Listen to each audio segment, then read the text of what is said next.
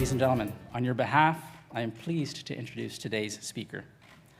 Olivia Chow has joined Toronto's mayoralty race and is ready to tackle what she sees as the city's biggest challenges: children and families, transit, jobs. Her story is strikingly similar to the story of many of this city's residents. A hardworking immigrant who used education to pursue her dreams while keeping family priorities balanced. Ms. Chow moved to Toronto from Hong Kong 44 years ago. She pursued higher education at 3 of Ontario's finest schools: the Ontario College of Art and Design, the University of Toronto, and the University of Guelph. She went on to teach English as a second language and was elected as a school board trustee in 1985. 6 years later, she was elected to the former Metro Council before becoming a City of Toronto councillor in 1997. During her time at City Hall, she served on the Budget Committee and was appointed to the city's first child and youth advocate. She oversaw the introduction of better dental services for children, student nutrition programs, and youth safety initiatives. She graduated to federal politics in 2006 and served the riding of Trinity-Spadina until this past March, when she joined the mayoralty race.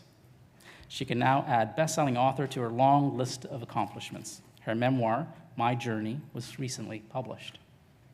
Various media outlets have named her a top Torontonian, best city councillor, and Canada's Woman of the Year.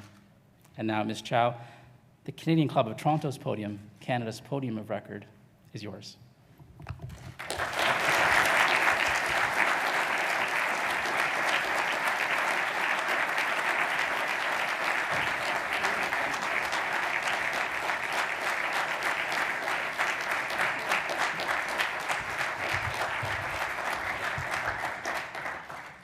Thank you. First of all, thank you for that very generous introduction.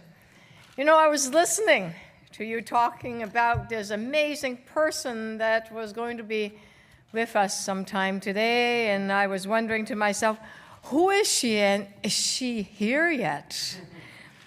That was very kind, so thank you for that. I also want to thank the Canadian Club for inviting me to speak, and I want to thank all of you. The warm weather is finally here. The patios are calling, and you've agreed to spend some time indoor with me, and I'm very, very grateful. This is a great city all year round, but there's something special about the spring. When people come out from a long winter, and you can hear the musicians playing jazz in the street corners, watching people throw frisbee to the dogs in our parks, or cheer for runners in one of the many races around town, or ride your bike like I did with 14,000 other people in the Ride for the Heart on Sunday. All winter long, we wait and we hope. And in spring, our hopes for renewal are finally realized.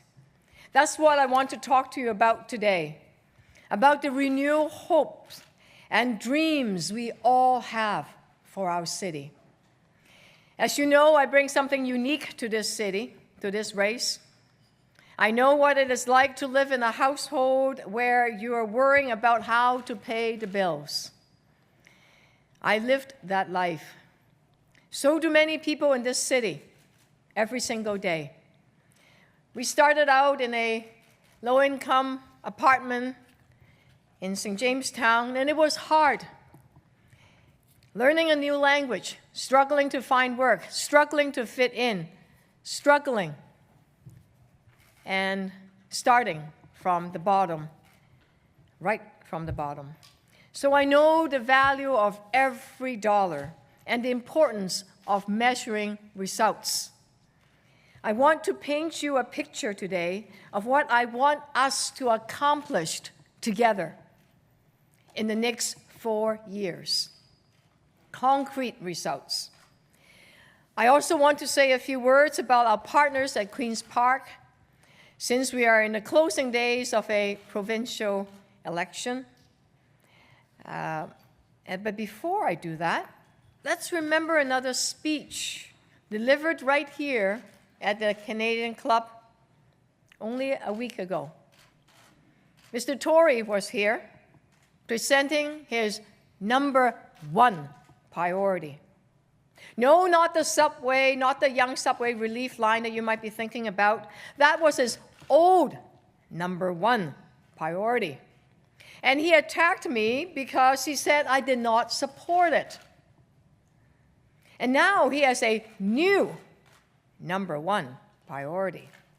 And he attacked me because he said I supported his old number one priority. It's just, yes, I know, it's a bit confusing. But I don't want to go into his latest scheme today, but I do want to talk about what this flip-flop means about Mr. Tory. Because we've seen this over and over again. He supported faith-based schools when he was the leader of the Ontario Conservative Party, then was forced to take it back. He said the subway in Scarborough was barely justifiable, then changed his mind. He said he would scrap the Eglinton Connect streetscape, but then he said he wouldn't. He was all for the subway relief line, then he took it back. That's what's happening over and over again, and it is disappointing. That's what I think here's what I think happened. Mr. Tory committed to a young subway relief line, and then he took a look at the numbers and realized our city can't afford both the gold-plated Scarborough plan and his proposed subway relief line.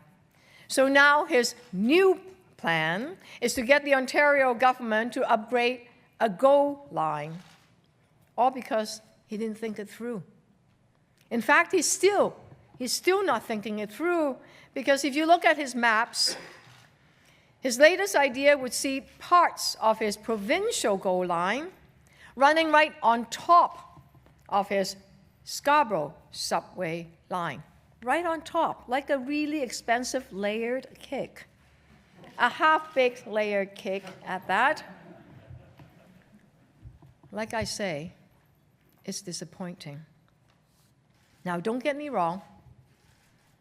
I think changing your mind once in a while can be a sign of good leadership. But changing your mind all the time is a sign of poor judgment. We've had enough of poor judgment in City Hall. And Mr. Tory is not the change we need. We can do better than that. I will do better than that.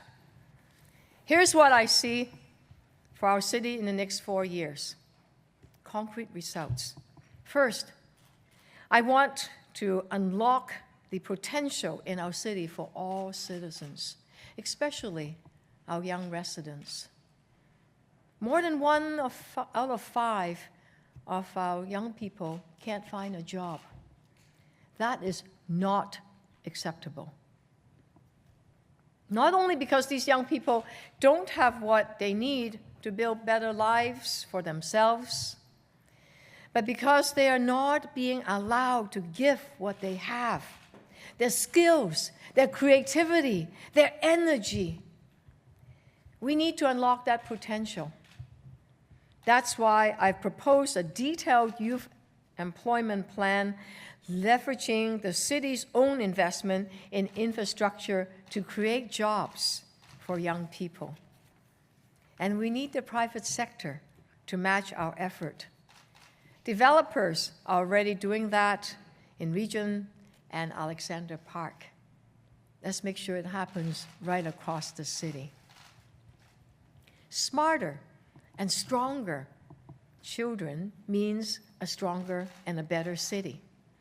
There are far too many families who have no access to after-school activities for their kids. So let us massively expand the after-school activities for children so they grow up smart and strong and stay out of trouble. Then, to unlock our city's economic potential, we must deal with the gridlock. It locks away our money and freezes our potential. The Toronto Board of Trade estimates that we are losing $6 billion a year because of the lost productivity. So let's start right now by improving bus service, by expanding the capacity by 10% during rush hour. You know, when you work all day, there are those that are on their feet all day, they're tired. And they're waiting the bus and they see it go by and they can't get on it. Or they've gone shopping after a long day at work and they're carrying bags and bags of groceries and they can't get on. Let us expand the bus service so people can get to work on time and then get home and spend more time with their kids. Buses may not be sexy, but they're practical. And 6 out of 10, the majority of the TTC riders use a bus as part of their trip. We can help reduce gridlock and improve transit service today. Let's make it happen. We can do it now. Next, let's put shovel in the ground now for the residents in Scarborough.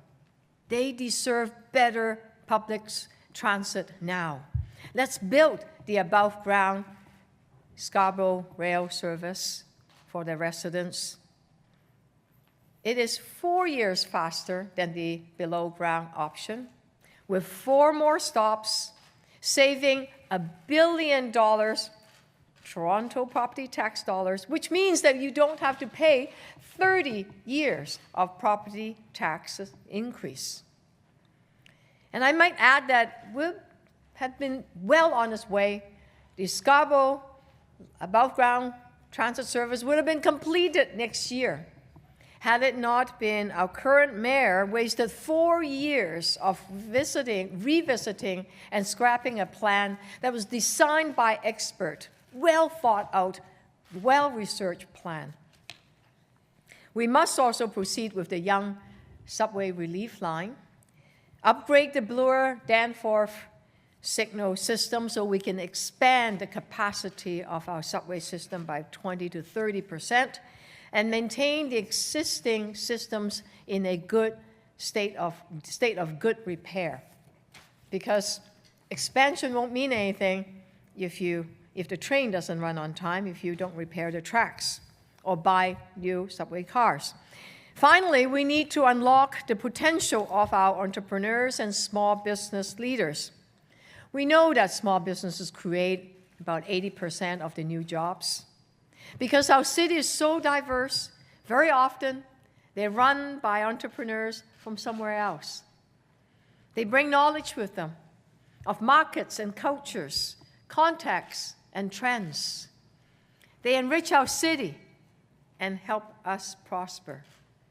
That's why I would cut small businesses' property taxes in the first 4 years of becoming the mayor of this wonderful city.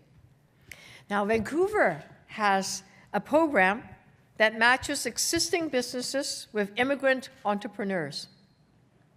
The new business get help setting up. The existing business get help to export. It's a win-win situation. It's a very successful idea. We need it here in Toronto. So in 4 years, here's what I see as a result if I become the mayor of this wonderful city.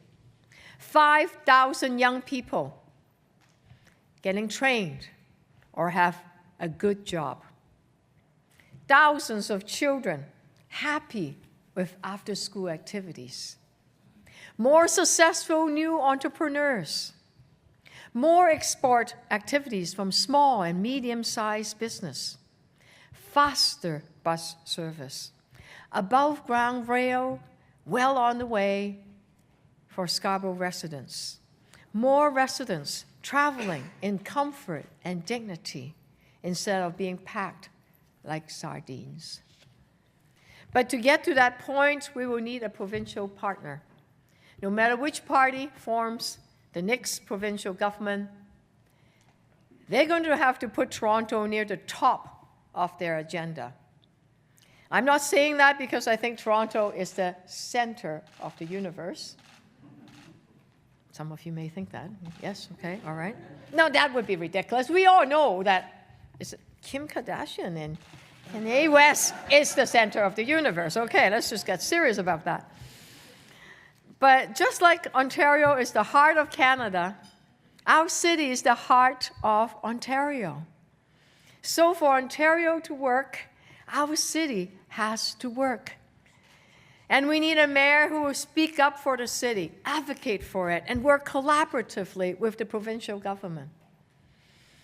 That means bringing ideas forward that would help our city and our province. I certainly did that. The provincial all-day kindergarten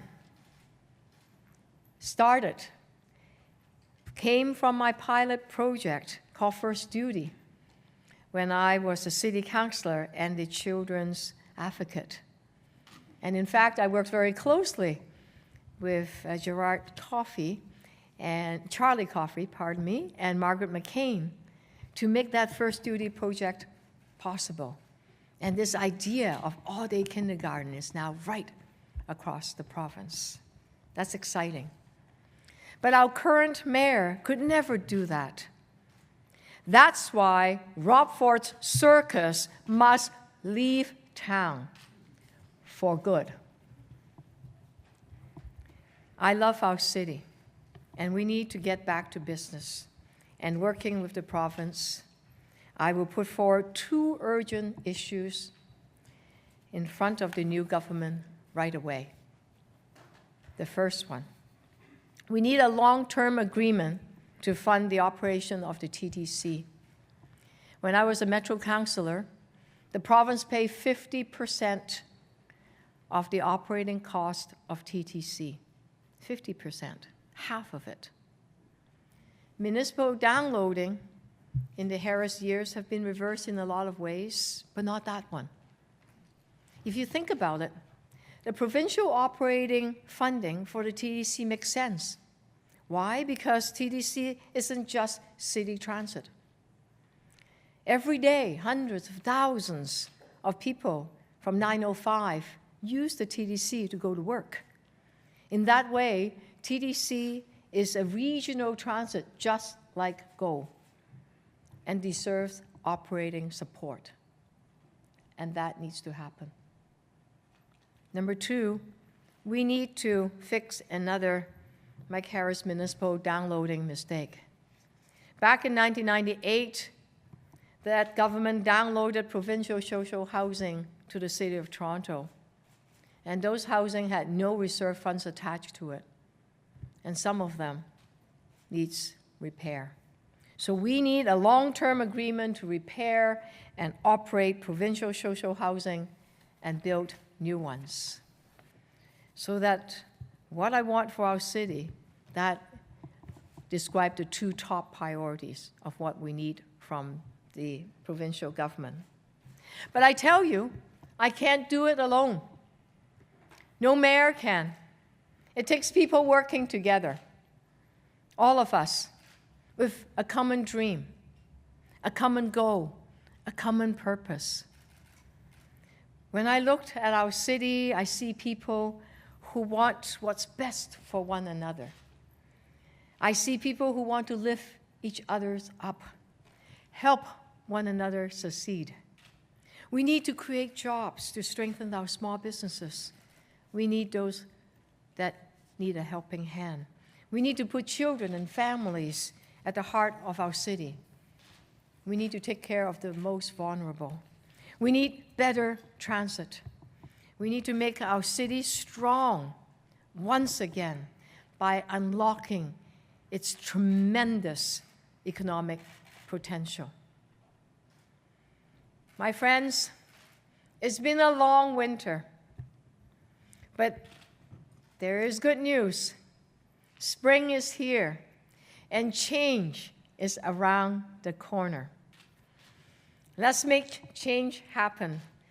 Let's make change that lasts. Let's do it together by electing a new mayor for a better city. Thank you very, very much for joining me today.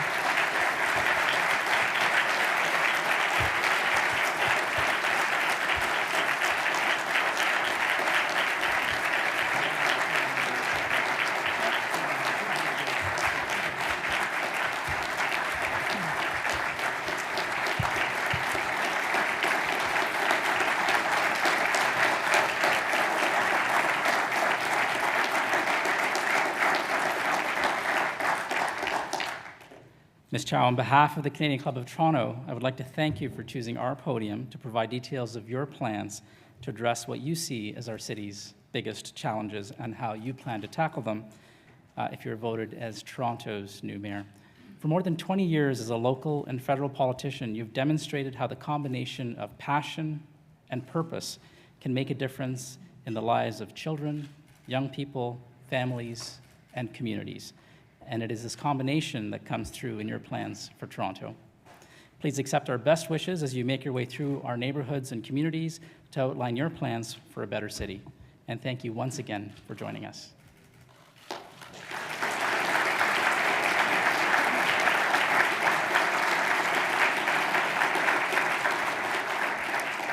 And just a quick reminder to our live audience to please fill in your event survey cards, which we value very much. This concludes our television programming, which we broadcast on Rogers TV in the days to come. To learn more about the Canadian Club and our upcoming events, please visit our website at canadianclub.org. Thank you for joining us. This meeting is now adjourned.